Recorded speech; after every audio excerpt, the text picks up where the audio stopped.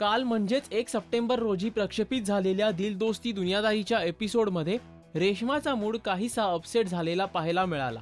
Reva रेश्माला call करून आपल्या कुशालीचं कळवते, पण राकेश सोबत मजेत सुरू आहे तुझं हे ऐकताच रेश्मा चांगलीच संतापते आणि रागातच घरात प्रवेश करून मीनलवर सुद्धा डाफरते।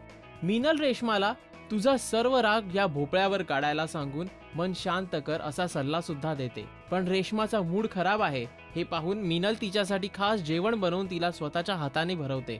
जेवण झाल्यावर अगदीच सौम्य झालेली रेश्मा मीनल सोबत वेगवेगळ्या विषयावर अगदी मनसोक्त गप्पा मारतात।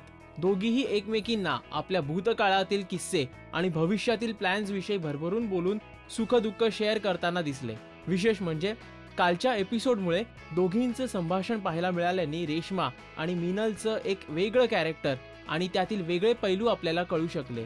या प्रोग्रामचे लेटेस्ट अपडेट्स आम्ही आपल्याला रोज देत राहणार आहोत, त्यासाठी पाहत राहा राजश्री मराठी।